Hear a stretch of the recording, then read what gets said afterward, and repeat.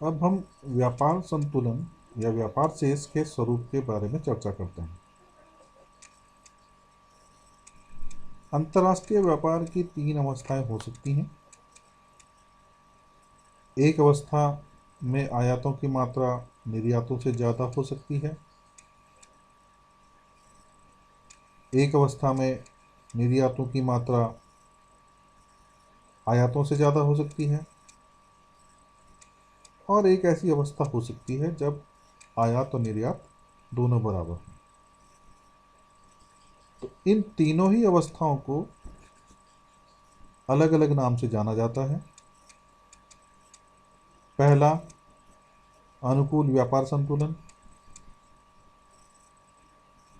यह वह अवस्था होती है जब किसी देश के निर्यातों का मूल्य आयातों के मूल्य से अधिक हो जाता है।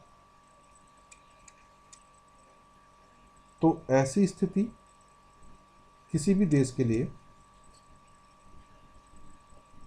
व्यापार संतुलन की अनुकूल स्थिति होती है, क्योंकि इसमें देश को अधिक विदेशी मुद्रा की प्राप्ति होती है। इसीलिए यह देश की अच्छी आर्थिक स्थिति को भी दर्शाता है, और इसका नाम व्यापार अधिशेष भी कहा जाता है। दूसरे प्रकार की स्थिति है जब प्रतिकूल व्यापार संतुलन। यह वह अवस्था है जब किसी देश के आयातों का मूल्य निर्यातों के मूल्य से अधिक हो जाता है।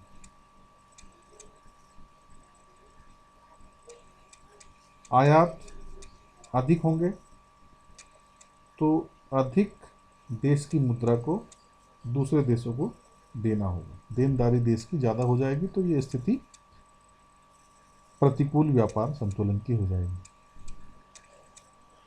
यह स्थिति देश की आर्थिक स्थिति अच्छी नहीं है को दर्शाता है, और इसलिए इस स्थिति को व्यापार घाटा भी कहा जाता है।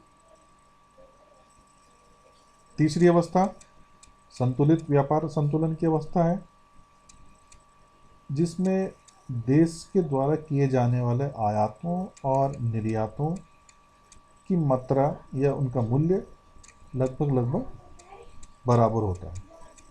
तो इस प्रकार से ये 3 अवस्थाएं हैं व्यापार संतुलन की।